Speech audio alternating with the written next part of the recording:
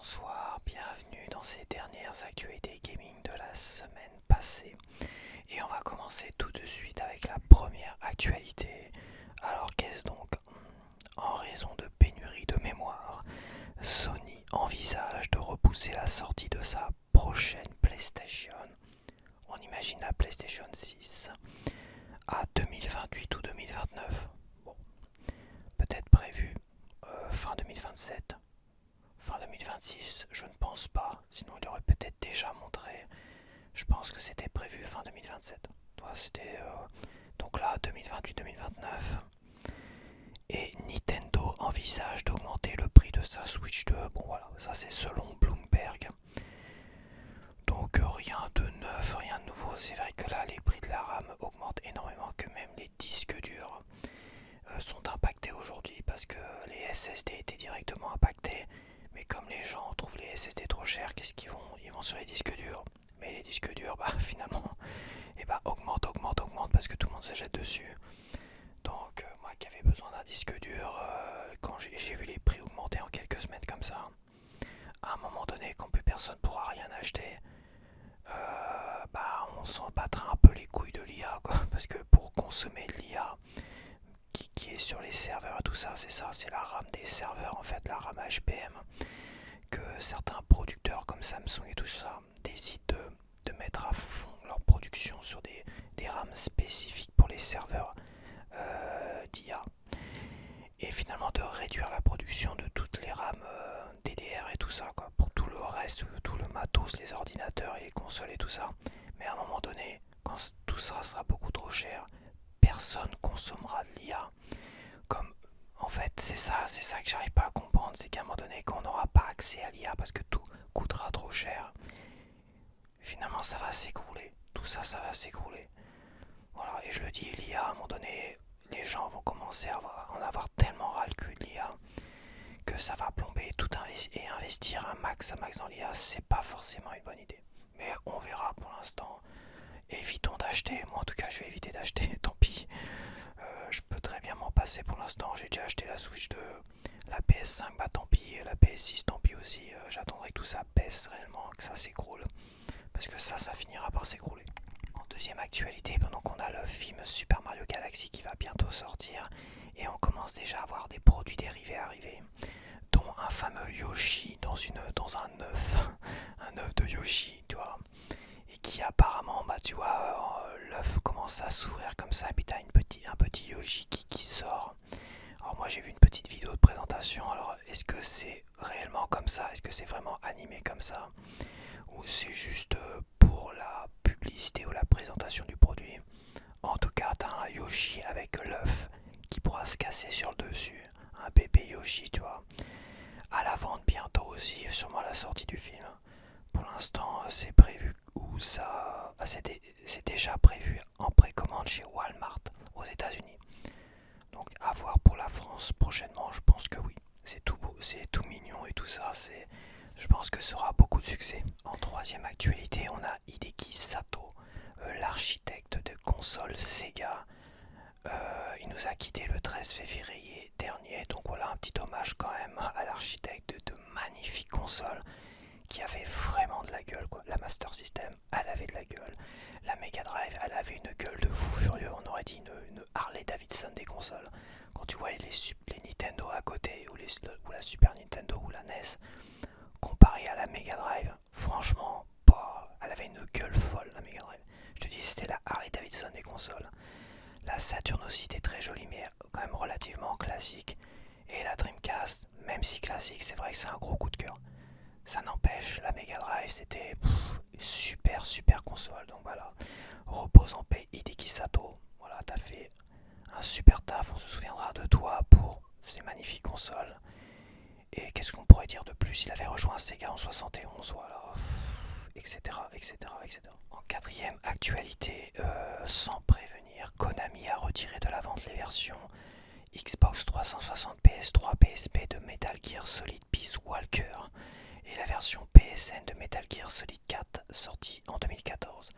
Bon, c'est parce que ça, ils ont annoncé des nouvelles collections là, de jeux. Alors, je m'y connais pas trop en Metal Gear Solid, j'avais testé, je me rappelle il y a très longtemps, le premier épisode sur PlayStation et j'avais trouvé ça tellement pourri que je me suis détourné de cette licence, mais il y en a qui sont fans.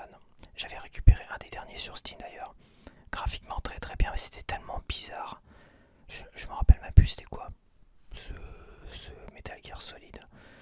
C'est un truc vachement chiadé, vachement bien foutu, tu vois. Le début, je crois, c'est dans un hôpital ou un hôpital psychiatrique, non. Et à un moment donné, t'as des passages en forêt, mais c'est ultra scripté de fou, quoi. Et c'était très très beau, mais j'ai trouvé ça tellement bizarre et tellement naze encore. C'est bizarre. Donc bon, voilà. Donc voilà, ils retirent des jeux, mais ça, cette pratique-là, elle est pas, elle est pas nouvelle. Hein. Sur Steam, c'est pareil. Je me rappelle les Dirt, pas les Dirt Rally, mais les Dirt 1 qui disparaît du store de Steam à la sortie de Dirt 2, à la sortie de Dirt 3, c'est Dirt 2 qui disparaît. Bref, cette pratique pour on met plus en vente les anciens épisodes ou là les versions d'origine. Alors ça va être des remasters qui vont nous proposer bientôt, donc peut-être qu'ils ont décidé pour vendre plus de nouveaux remasters, tout ça, on va dégager les vieilles versions. Je pense que c'est à tort parce que les gens ils aiment bien, moi je suis comme ça aussi, ils aiment bien acheter les vieilles versions avec les nouvelles et pouvoir comparer les deux, jouer aux deux et se dire ah celles-là quand même elles sont mieux, ah non celles-là les vieilles sont meilleures. Tu vois moi Gears of War je suis quand même content d'avoir ma première version de Gears of War parce que je la préfère quand même, tu vois. Et si je veux te proposer un gameplay je retournerai dessus. Donc oui c'est dramatique, alors tant que tu peux télécharger les jeux que tu as achetés, ok. Apparemment ils ont l'air de dire qu'ils seront peut-être plus disponibles en téléchargement pour certains, mais ça m'étonnerait qu'ils jouent à ça. Pour l'instant, je pense que ça m'étonnerait, mais à confirmer, à vérifier si tu les as achetés, télécharge-les pour te garantir de les avoir. Si tu les as achetés évidemment en démat, parce qu'ils sont sortis également en physique, et là en physique, c'est l'avantage de physique quoi. Tu pourras toujours y jouer encore et encore. En cinquième point d'actualité, les 3 prochains jeux Resident Evil auraient fuité. Des fuites peut-être intéressantes. On a Resident Evil Code Veronica Remake en 2027. Moi j'y avais joué sur Dreamcast. On a Resident Evil 0 Remake en 2028. J'y avais fait un petit peu sur Steam sans plus. Et on a Resident Evil 10 en 2029. Ça serait une éventuelle suite à Requiem. Donc déjà ça annoncerait une éventuelle suite. Peut-être pas en fait. Parce que le 9 a rien à voir avec le 8 et le 7. Donc je dis ça mais en fait j'en sais rien du tout. Donc et il y aura aussi un DLC à Requiem au 9. Il serait également prévu pour cette année. En sixième point d'actualité, Sony voudrait absorber le coût supplémentaire de la RAM en augmentant les prix des jeux, des abonnements, des microtransactions, déjà ça, ce qui permettrait de maintenir les consoles au même prix. Bon ça c'est la technique, ça, on va augmenter tous ces prix là, et quand la RAM va revenir à des prix normaux, ça va rebaisser même plus. À mon avis ça va chuter tellement violemment à un moment donné. Mais faut pas s'attendre à que toutes ces consoles là qui ont augmenté et tout ça, faut pas s'attendre qu'elles vont baisser en fait. Ces gens là sont contents que le prix de la RAM soit élevé. Ça permettra de proposer des prix élevés, ils savent très bien que ça va rebaisser derrière assez violemment. Et eux qu'est-ce qu'ils vont faire? Ils vont baisser peut-être tout doucement les prix. Comme la bouffe en fait, comme l'essence. C'est comme ça, ces gens là sont contents de cette spéculation et tout ça. Et derrière ils en profitent. Donc bon, après c'est pas grave. Est-ce que la PS5, est-ce que ça serait peut-être une meilleure idée d'attendre la PS6 pour moi en tout cas que de se jeter sur une PS5? À voir.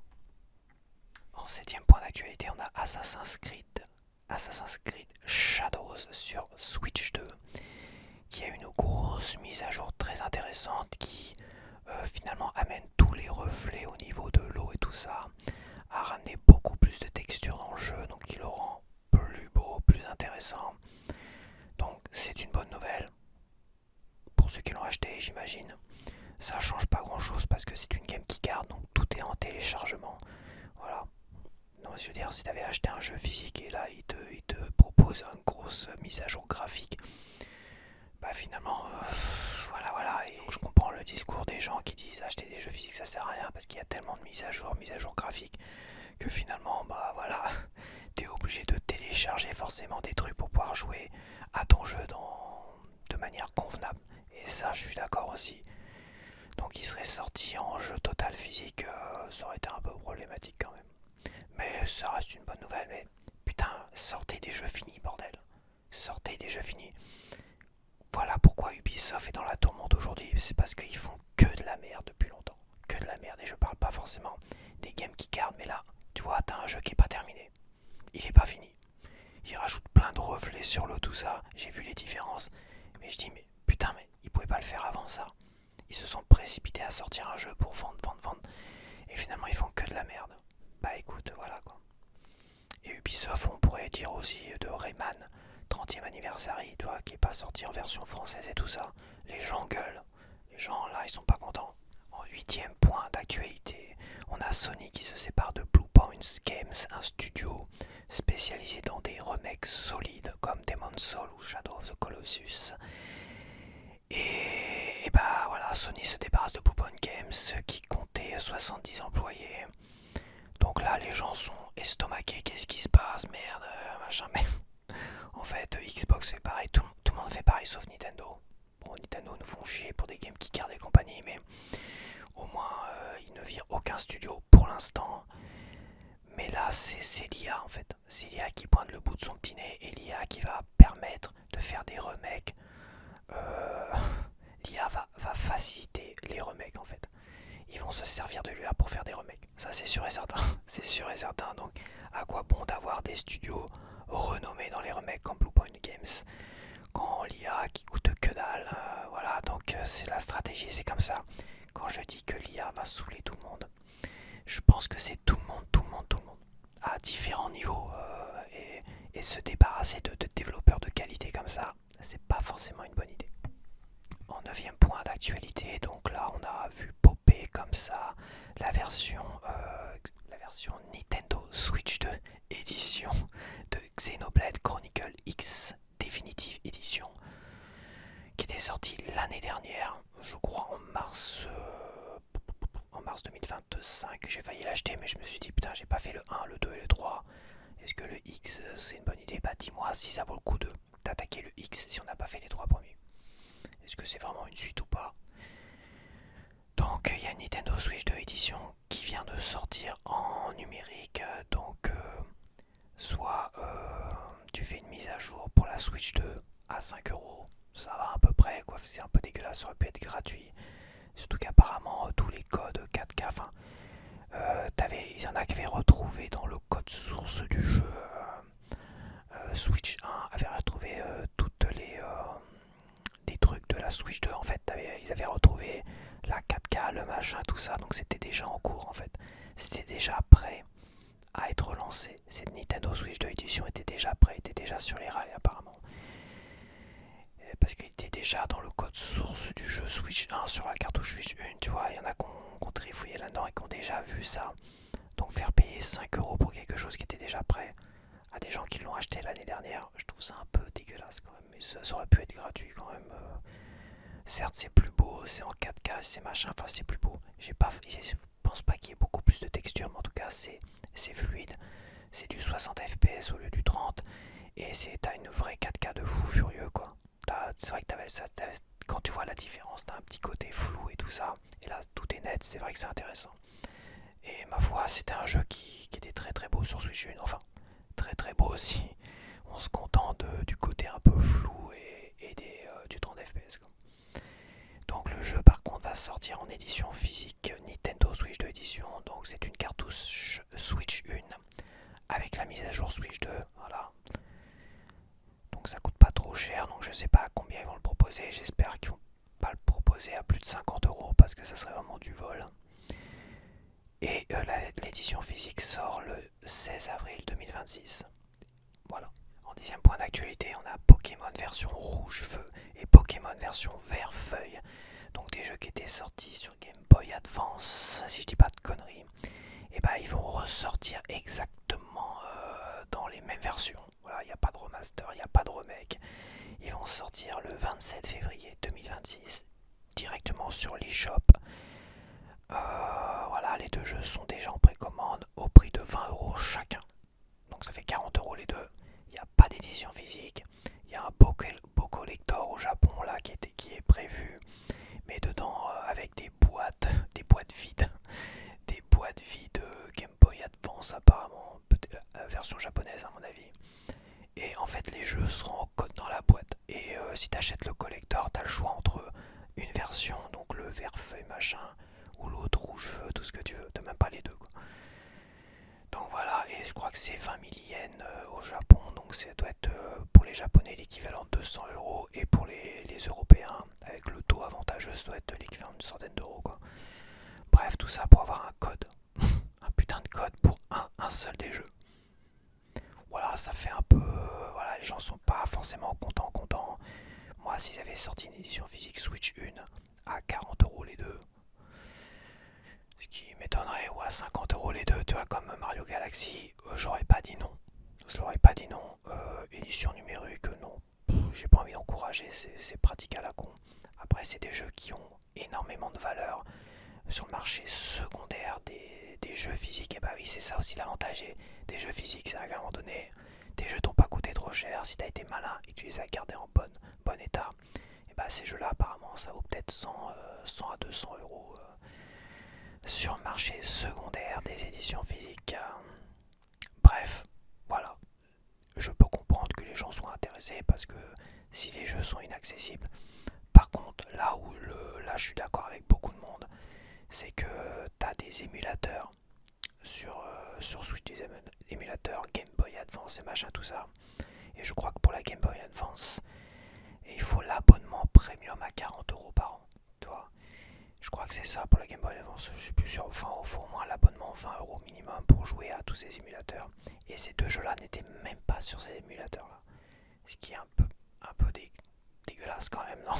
Non, enfin, je sais pas quoi, c'est un peu dégueulasse. La pratique est un peu honteuse quand même, faut le dire. Alors, en 11e point d'actualité, alors Square Enix, alors c'est pas Square Enix, bon bah on va dire, ah j'ai plus son nom, on s'en bat les couilles, c'est le gars qui a fait le remake de Final Fantasy VII Remake Intergrade, qui pour la énième fois vient redéfendre les Game Keycards. Putain, il est tellement amoureux des Game Keycards qu'il leur fait l'amour chaque soir quoi. Il fait l'amour à sa boîte vide de Final Fantasy Intergrade. Il est content et... Mais putain, mais on s'en bat les couilles, le jeu vient de sortir, enfin le jeu est sorti, c'est bon, voilà. Et les ventes ont été honorables, apparemment, ont été juste honorables, et après, hop, ça s'est barré pendant tous les trolls étaient en train de nous dire waouh, il y a des soldats partout, c'est génial, bravo. Je vais répéter ce que j'ai lu sur X d'un troll fan de Game Keycard apparemment. Bravo, vous avez sauvé l'industrie du jeu vidéo en achetant des putains de Game Keycard et en le rendant sold out cette Game Keycard. Vous avez sauvé l'industrie du jeu vidéo. Et t'as l'autre qui vient nous faire gna gna gna les Game Keycard, j'avais pas le choix. Sinon, vous auriez jamais eu mon jeu, gna gna gna gna gna. Bon, est-ce que je dois reprendre Cyberpunk 2077 pour dire que oui, c'était faisable? Voilà, et à la rigueur, il l'aurait mis sur 2 cartouches, hein, il nous fait pas chier, son jeu de merde. Putain, il me saoule tellement que j'ai même plus envie d'y jouer. Même si un jour j'ai la PS5 Pro et j'ai l'occasion d'avoir un jeu total physique de son putain de jeu à la con, et ben je le prendrai pas tellement qu'il m'a saoulé ce con là. Mais c'est vrai qu'est-ce qu'il est chiant, putain. Qu'est-ce qu'il est pénible. C'est quand même un aveu de faiblesse là. Il revient à la charge pour une 4e fois après que son jeu soit sorti cette fois-ci. Est-ce que ça veut pas dire qu'il est déçu des ventes? Mon pauvre choupinet. Hein. Bah tant mieux pour ta gueule. Mais c'est vrai quoi, va te faire chier avec ces Game Keycard. 12e point d'actualité. Capcom vous demande de ne pas partager les fuites qui se propagent sur le jeu. Donc apparemment, Resident Evil Requiem a pas fuité, mais on imagine que oui, c'est le problème des jeux physiques.